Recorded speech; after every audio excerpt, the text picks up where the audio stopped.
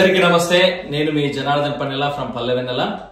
ఈ రోజు మీ ముందుకి 30 సంవత్సరాలకు పైగా అమెరికాలో నివసిస్తూ అమెరికా ప్రత్యక్ష రాజకీయాలలో పాల్గొని ఇక్కడ జార్జియా రాష్ట్రంలోని Johns Creek city council member గా ఇక్కడ అమెరికన్ ప్రజల చేత ఎన్నుకోబడినటువంటి నాయకుడు. అలానే మేయర్ కి ప్రోటెం అంటే ఇక్కడ డిప్యూటీ మేయర్ అంటాం మన భాషలో. సో డిప్యూటీ మేయర్ గా సేవలు అందిస్తున్నటువంటి దిలీప్ తింకి గారికి నమస్కారం.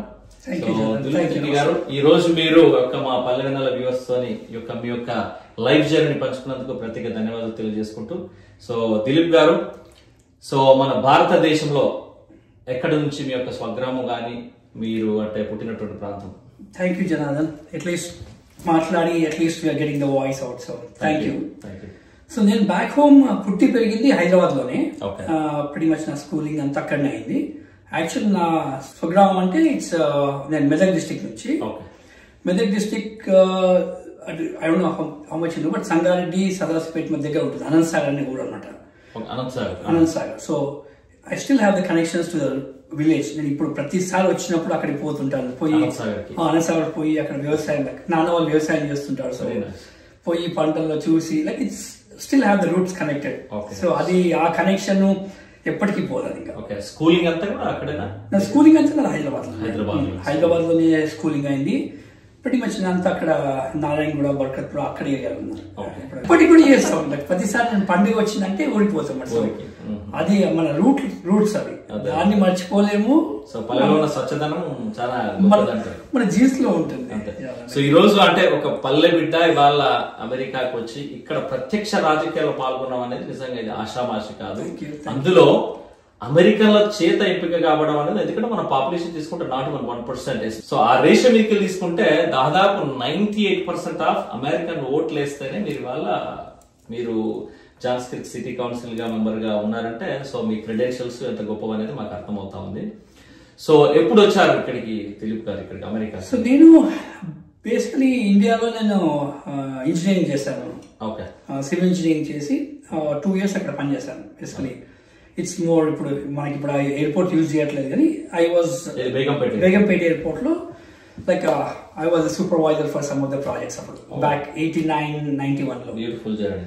సో అప్పటి తర్వాత ఇంకా అప్పుడు ఏంటంటే like I wanted to do education చేద్దామని చెప్పి ఎన్వైరన్మెంటల్ ఇంజనీరింగ్ చేద్దాం అనుకున్నాను. అప్పుడు యుఎస్ లో చాలా బాగుండింది. ఐఎమ్ టాకింగ్ అబౌట్ 91 లో. సో అప్పుడు 91 లో ఇక్కడికి వచ్చాం అనమాట. లైక్ నేను రావడం టెక్సస్ కి వచ్చాను. బోమౌంట్ అని చెప్పి like Texas and Louisiana border.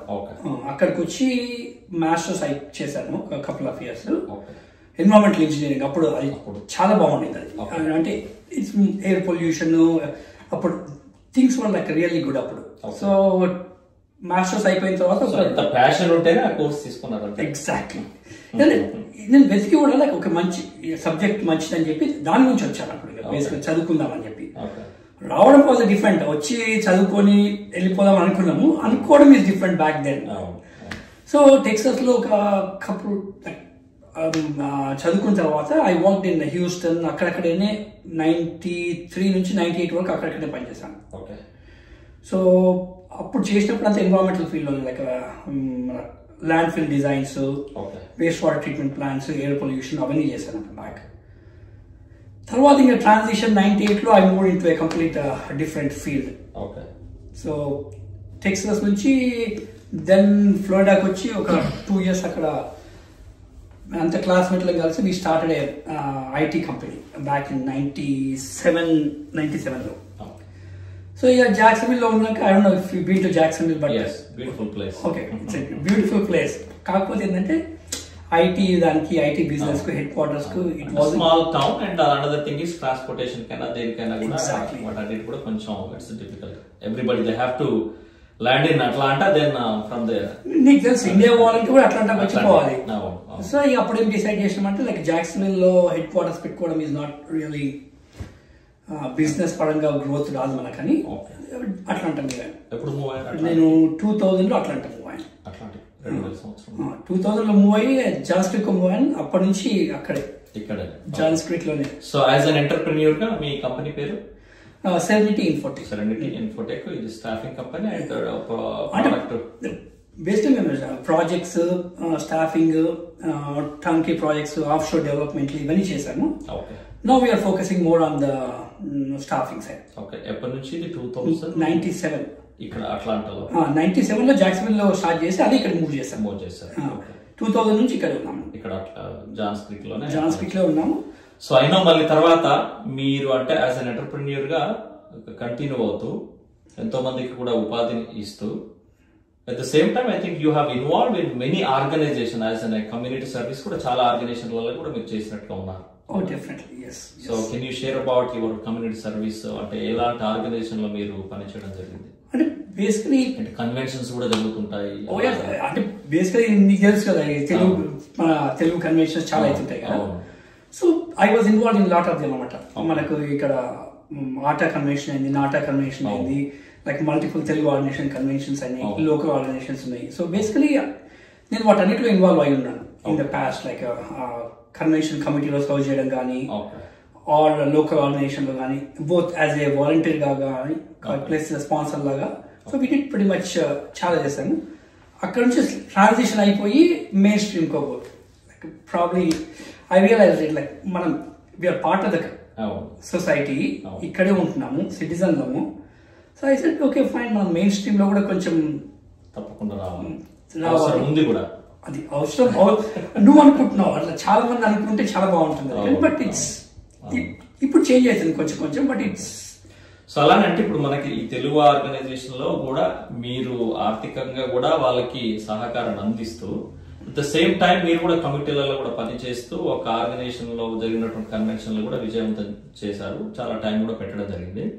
అది కాకుండా ఇక్కడ అమెరికన్ మెయిన్ స్ట్రీమ్ లో ఉన్నటువంటి కమ్యూనిటీ సెంటర్స్ కానీ, సిటీ హాల్స్ కానీ ఇంకా అలాంటి అనుభవం ఏమన్నా మీకు అంటే హౌ యూ మింగిల్డ్ అంటే ఈ మెయిన్ స్ట్రీమ్ దానికి రాకముందు మీరేమన్నా? సో అది డెఫినెట్లీ ఎందుకంటే నేను మెయిన్ పాలిటిక్స్ లో రాకముందు there was a lot of back end, చాలా అయింది. లైక్ నేను ఇప్పుడు చూస్తే 10 years బ్యాక్ తీసుకుంటే ఇదంతా ఇక్కడ స్టార్ట్ అయిందంటే మా పాప like she was in high school. So high school ఉన్నప్పుడు హై స్కూల్ ఎట్లుంటుందంటే ఒక గవర్నెన్స్ కౌన్సిల్ అని ఉంటుంది. సో టీచర్లు, ప్రిన్సిపల్ ఇవన్నీ కాకుండా ఒక గవర్నెన్స్ బాడీ అని ఉంటుంది. ఆ బాడీ ఏంటంటే ఎలక్టెడ్ బాడీ, అందరు కిడ్స్ పేరెంట్స్ అందరు ఎలెక్ట్ చేసుకుంటారు. వాళ్ళు ఏంటంటే they work with the principal in implementing the అక్కడ ప్రాజెక్టులు కానీ ఏం చేయాలనుకున్నా ఇది బాడీ అన్నమాట, ఒక కమిటీ లాగా ఉంటుంది. సో ఏమైందంటే బ్యాక్ దెన్ పోయి ఇంటరాక్షన్ అవుతున్నప్పుడు స్కూల్తో ఐ రియలైజ్ మనకి ఇది కావాలి, ఈ పని కావాలి, ఆ పని కావాలని మనం అనుకుంటాం. ఇన్స్టాప్ మనం అనుకునే బదులు వై నాట్ మనం కూడా అటు సైడ్ వెళ్ళిపోయి మనమే చేస్తే ఎట్లుంటుంది అనే ఒక అభిప్రాయం థాట్ వచ్చింది. అప్పుడు ఏంటంటే okay fine I said it's మనకి ఎడ్యుకేషన్ ఉంది, ఎక్స్పీరియన్స్ ఉంది, ఓకే లాట్ ఆఫ్ నెట్వర్క్ ఉంది. సో అట్లాంటప్పుడు మెయిన్ స్ట్రీమ్ లో ఉండాలని చెప్పి I ran for the school governance council. అప్పుడు అది పేరెంట్స్ ఎలక్షన్ అయినప్పుడు దానికి రన్ అయిపోయి I join in the school council. అంటే ఇప్పుడు మనకి జాన్స్ క్రీక్ సిటీ కౌన్సిల్ కి ఎన్నిక అయ్యే కంటే ముందు కూడా ఏదైనా మీరు పదవులు అంటే గవర్నమెంట్ సంబంధించి ఇది ఒకటి స్కూల్ గవర్నెన్స్ ఒకటి చేశారు. ఆ తర్వాత నేను జాన్స్ క్రీక్ ఆర్ట్స్ సెంటర్ ఉంది, I was the board of director and treasurer for them. So అక్కడ ఉన్నప్పుడు ఏంటంటే Johns Creek experience definitely Johns Creek art center లో చేశాను. ఆర్ట్రిమ్ నేచర్ ప్రిజర్వ్ అని చెప్పి ఇంకొక లైక్ పార్క్ అసోసియేషన్ ఉంది. Okay I was on the board, on there board. Plus parks and recreation అని చెప్పి సిటీ ఆఫ్ జాన్స్ క్రీక్ ఒక కమిటీ ఉంటుంది అనమాట. ఏంటంటే ఆ కమిటీ రీసెర్చ్ చేసి పార్క్స్ గురించి జనాలకి ఏం కావాలనేది అని తీసుకెళ్లిపోయి కౌన్సిల్ కు మేయర్ కు చెప్తుంది. So I was part of that committee. ఆ తర్వాత ఇంకోటి ఏంటంటే ద మోస్ట్ ఇంపార్టెంట్ వన్, సిటీలో జాన్స్ క్రీక్ లో ఏంటంటే వీ హ్యావ్ ఎవ్రీథింగ్, కాకపోతే ఒక టౌన్ సెంటర్ డౌన్ టౌన్ అనేది లేదు. సో అప్పుడు ఏం చేస్తారంటే I was on the part of that committee. ఆ కమిటీ ఏంటంటే మొత్తం నువ్వు రీసెర్చ్ చేసి చుట్టుపక్కల చూసి make a suggestion Johns Creek లో ఎక్కడ ఉండాలని చెప్పి ఆ కమిటీలో ఉన్నాను. ఇంకోటి ఏంటంటే క్రికెట్, అసలు క్రికెట్ చాలా గ్రోయింగ్ ఉంది కదా. సో జాన్స్ క్రీక్ లో క్రికెట్ అసోసియేషన్ అనేది ఒకటి ఉంది. సో దాంట్లో ఆర్మీలో బోర్డు మెంబర్ గా ఉన్నాను. సో ఈవెన్ బిఫోర్ నువ్వు అన్నట్టు జాన్స్ క్రీక్ సిటీ కౌన్సిల్ కి వచ్చే ముందు ఒక ఇవన్నీ కూడా హెల్ప్ అయ్యాయి. అంటే జనాలను అండర్స్టాండ్ చేసుకోవడము, ఇక్కడ ఉన్నటువంటి మేయర్ తో కానివ్వండి, తర్వాత మిగతా కౌన్సిల్ మెంబర్స్ తో కానివ్వండి, గవర్నర్ తో కానివ్వండి, ఇక్కడ గవర్నమెంట్ అఫీషియల్స్ తోనే హౌ యూ కెన్ ఇంటరాక్ట్ అనేది కొంతవరకు బ్యాక్గ్రౌండ్ అంతా కూడా మీకు చాలా అంటే రెండు యాంగిల్ వచ్చాయి అందులో. వాళ్ళతో ఇంటరాక్షన్ వచ్చింది, అటు అట్ ద సేమ్ టైం మీకు సర్వీస్ చేయాలని ఒక ప్యాషన్ కూడా ఉంది. ఎగ్జాక్ట్లీ, అంటే ప్యాషన్ ఉంది. ప్లస్ నీకు ఏమంటుంది అంటే ఇవన్నీ చేస్తున్నప్పుడు నువ్వు అందరు రెసిడెంట్స్ తోటి ఇంటరాక్ట్ అవుతావు కదా, అయినప్పుడు నీకు తెలుస్తుంది ఓకే వాళ్ళకి ఎట్లుంది వాళ్ళ. సో ఇవన్నీ నేను చేసినవన్నీ కూడా మెయిన్ స్ట్రీమే. ఎస్, తెలుగు ఆర్గనైజేషన్స్ ఇవన్నీ నేను సర్వ్ చేశాను, బట్ ఇది మెయిన్ స్ట్రీమ్ ఇవన్నీ కూడా. కాబట్టి టైం చాలా పెట్టాల్సి వస్తుంది, 25-30 hours వీక్. అది కాకపోతే ఎంజాయ్ చేస్తున్నాం అంతే. అదే అంటే ఇంకొకటి అంటే చాలా వరకు మనం we're the highest taxpayers, and especially when you talk about in Georgia state, in Johns Creek is the highest taxpayers అనేది ఎవ్రీ సెనేటర్ చెప్తుంటారు అండ్ కాంగ్రెస్ మెన్స్ కూడా చెప్తుంటారు. అలానే ఇప్పుడు మనకి ఫోర్త్ కౌంటీ తీసుకున్నా కూడా lot of Telugu people and Indians, especially a lot of Indians are there, and we are the highest taxpayers. But when it come to main stream వాటికి వచ్చేవారంటే మన నాయకులు కూడా చాలా తక్కువ ఉన్నారనేది చాలా వరకు అందరికీ ఉంది. But they doesn't know how to get in to main stream వాటికి, ఎస్పెషల్లీ ఈ జనరేషన్ కానీ, ప్లస్ ఆఫ్ కోర్స్ మీలాంటి యువ నాయకులకు కానీ చాలా మందికి కొంతవరకు ఉంది, కానీ ఎలా వెళ్ళాలనేది చాలా వరకు అవగాహన లేదు.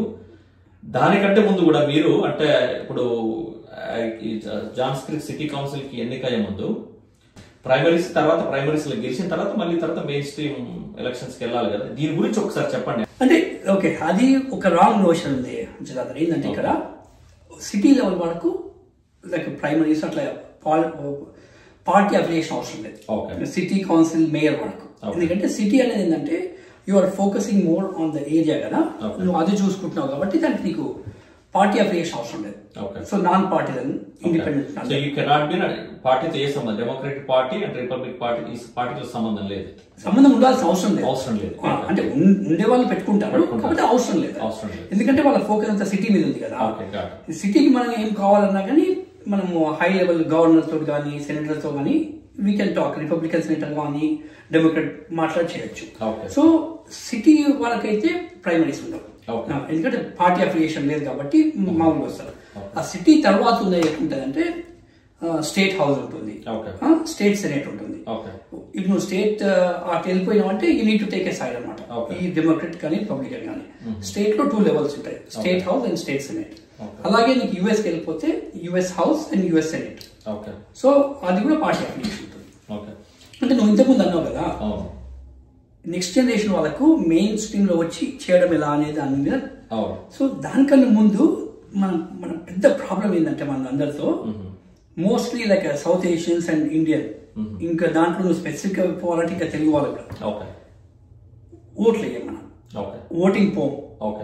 మన సిటిజన్షిప్ తీసుకొని ఉన్నా కూడా ఓటింగ్ లో పాల్గొన్నారా లేదు, అదే కదా.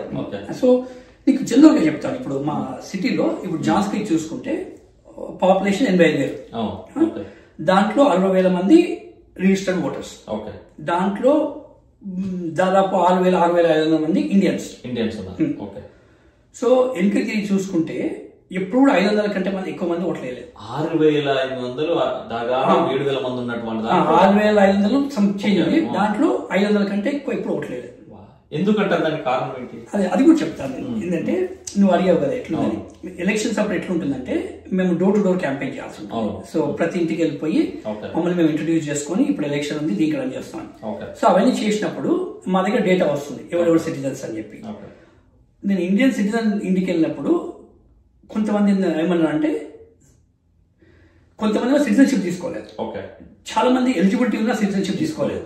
ఎందుకు తీసుకోలేదు వాళ్ళని అడిగితే మాకు జ్యూరీ డ్యూటీ వస్తుంది, ఇవన్నీ వస్తుంది, అందుకే సిటిజన్షిప్ తీసుకోలేదు. మరి ఇక్కడ బెనిఫిట్స్ అయితే చాలా తీసుకుంటారు కదా. అంటే ఇప్పుడు వాళ్ళ రీజనింగ్ కూడా నేను చాలా మంది చెప్పాను ఏంటంటే మీరు సిటిజన్షిప్ తీసుకోవాలి, ఫ్యూచర్ ఇక్కడనే, మన సివిక్ డ్యూటీ ఇక్కడే పుట్టారు పిల్లలు ఎట్లా సిటిజన్స్ గ్రాండ్ కిడ్స్ ఎట్లాగా అవుతారు. సో కాబట్టి అసలు ఇక పోవడానికి అసలు పోదామనుకున్నా పోలేదు పరిస్థితి. అంటే అది ఇండివిజువల్ పోవచ్చు. కాకపోతే ఏంటంటే నేను వాళ్ళ రీజనింగ్ వాళ్ళు నేను ఇండియా పోతున్నా అందుకే తీసుకోలేదంటే అది డిఫరెంట్ ఉండేది. అది ఐ కెన్ అండర్స్టాండ్. ఇక్కడ ఏమన్నా అంటే నేను జ్యూరీ డ్యూటీ వస్తుంది అవి చేయాలంటే ఓకే, ప్రేక్షకుల గురించి జ్యూరీ డ్యూటీ అంటే ఎట్లుంటుందంటే ఇక్కడ నీకు ఐడియా ఉంది కదా. సో ఎట్లుంటుందంటే ఇక్కడ ఎనీ కోర్ట్ కేసు అయినప్పుడు ఒక జ్యూరీని సెలెక్ట్ చేస్తారు అన్నమాట. జడ్జిలు ఇద్దరు వాదనలు అయిపోయాక వాదనలు అయిపోయిన తర్వాత జ్యూరీ పోయి దాన్ని డెలిబరేషన్ చేసి ఒక వర్డిక్ట్ ఇస్తున్నమాట, తప్పు చేస్తాడా చేయలేదా అని. ఆ జ్యూరీని ఎట్లా సెలెక్ట్ చేస్తారంటే నీ కౌంటీలో ఉన్న సిటిజన్స్ అందరి నుంచి పిక్ చేసుకుని ర్యాండమ్ గా పిక్ చేసుకుని వాళ్ళు జ్యూరీ డ్యూటీ చేస్తారు. సో ఆ జ్యూరీ డ్యూటీ ఏంటంటే నువ్వు పోయి అక్కడ ఉండాలన్నమాట, అది మ్యాండటరీ. సో మన వాళ్ళకి అది భయం అన్నమాట. అక్కడ డిసిషన్ వచ్చినప్పుడు కూడా తప్పకుండా మనం మన ఇన్వాల్వ్మెంట్ కూడా తప్పకుండా ఉంటుంది కొంచెం అక్కడ మనలో. సో అక్కడ అంటే సో బేసికల్ ఏంటంటే అది సివిక్ డ్యూటీ. సో నేను చాలా మంది చెప్పేది ఇది అనమాట ఏంటంటే, సో జడ్జిలు ఇచ్చినటువంటి డిసిషన్ కి మనం కూడా తప్పకుండా జడ్జిలు డెసిషన్ చేయాలి ఫస్ట్. జ్యూరీ ఉంది కదా, వీళ్ళంతా డెలిబరేషన్ చేసిన తర్వాత వాళ్ళు వచ్చి చెప్తారు ఆయన తప్ప కాదా అని. చెప్పిన తర్వాత సెంటెన్స్ మాత్రం చేంజ్ చేస్తారు. సో వాళ్ళు గిల్టీ ఆర్ నాట్ గిల్టీ అనేది వీళ్ళు చెప్తారు జ్యూరీ. సో దానికి ఏంటంటే కొన్ని కేసులు రోజులు పోతాయి. సో ఆ రోజు అక్కడ ఉండాలి కదా, సో అది మన వాళ్ళ భయం అనమాట. సో దాని నుంచి సిటిజన్షిప్ తీసుకోమంటారు. కాకపోతే నేను చెప్పినమాట మన నెక్స్ట్ జనరేషన్ పిల్లలు అందరూ అక్కడనే ఉన్నారు కాబట్టి తీసుకోవాలి, మనం తీసుకొని అది సివిక్ డ్యూటీ. సో వీళ్ళందరినీ ఎడ్యుకేట్ చేసేది అదే అనమాట ఏంటంటే, ముందు సివిక్ డ్యూటీ పోయి ఓట్లు వేయండి. ఓకే, మీ ఇష్టంలో వేయండి. ఇట్స్ రైట్, ఈ క్యాండిడేట్ ఆ క్యాండిడేట్ అని చెప్పట్లేదు, ఓట్ మాత్రం వేయండి. సో అది ఫస్ట్ నేను స్టార్ట్ చేశాను. నేను ఫస్ట్ టైం రన్ చేసింది 2019లో. సో అది ఫస్ట్ అది ఎడ్యుకేట్ చేయడము అక్కడ స్టార్ట్ చేశాను. ఓటింగ్ శాతం కానీ డెఫినెట్లీ పెంచాను. అది 500 ఉండేది 1000కి వచ్చింది. మళ్ళీ రెండోసారి 1200కి వచ్చింది. అది పెరుగుతుంది కానీ బట్ స్టిల్ చూడు, అది 6000 పైన ఉందో వాళ్ళ దాంట్లో 1000 అంటే కూడా దాదాపు అంటే ఒక 15% కూడా దాదాపు 15-20% ఉంది. అంతే ఉంది. Thank you so much. Thank you.